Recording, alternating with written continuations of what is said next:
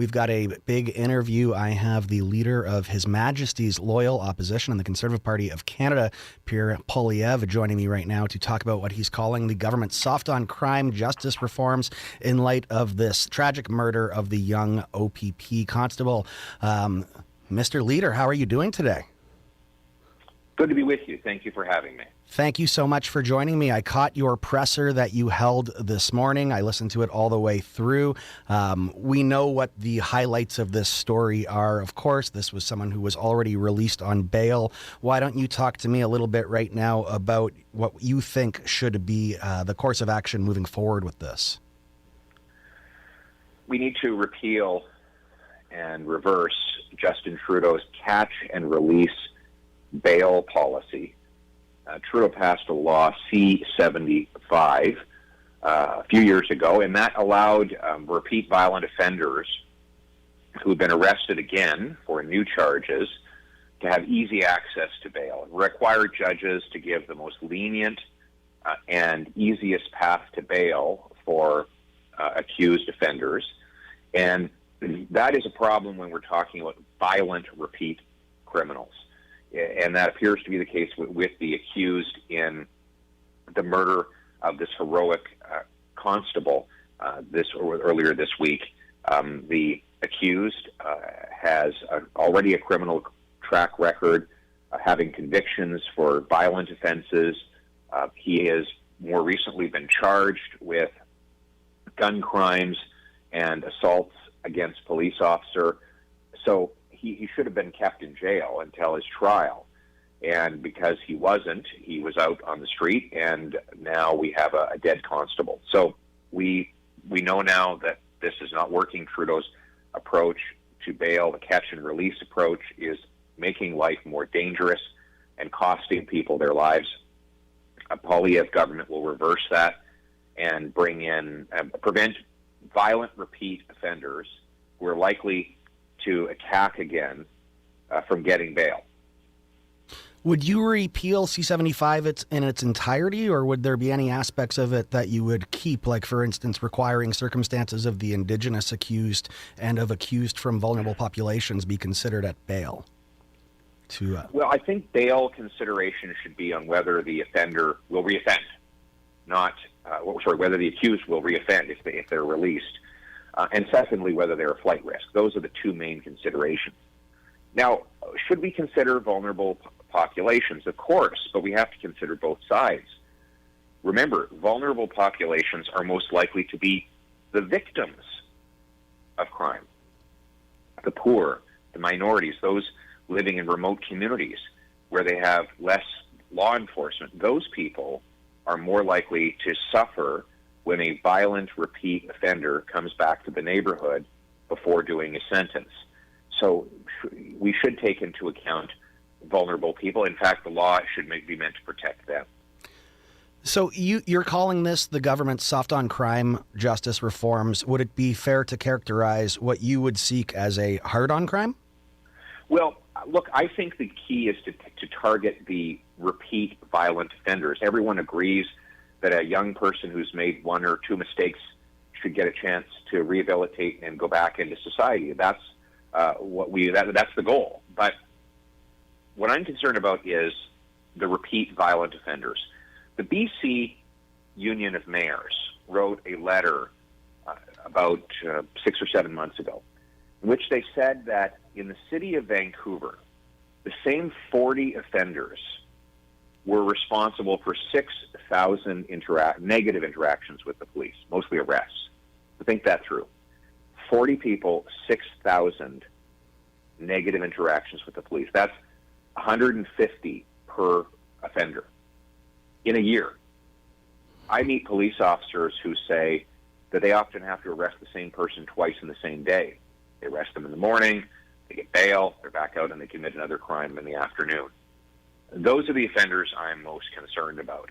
So yes, we need rehabilitation and prevention for people who are turning their lives around and want a better future. We need to help young people avoid drugs and gangs.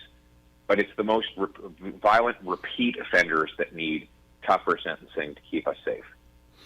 So Are you talking about, I suppose, almost what you could clarify or classify as a two-tiered bail system, you're saying, where, these repeat violent offenders should be treated with one system for bail and then other people through the current system?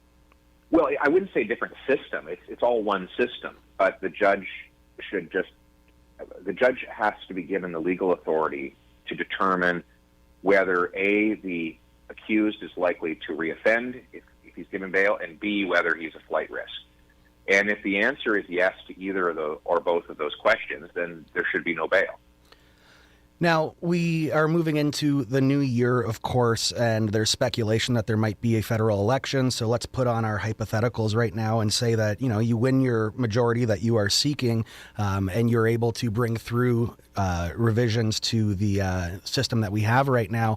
I think there would be some pushback that what you're discussing, it might not be constitutional. We've seen before under your predecessor of Prime Minister Harper in a number of cases where there were reversals of decisions. There's been 3 seminal bail cases just in the past 5 years where they all, say that bail provisions primarily have to be consistent and fairly applied. How would you deal with that type of pushback from the constitutional argument or the charter argument? Well, I don't think anything, I'm not proposing anything unconstitutional.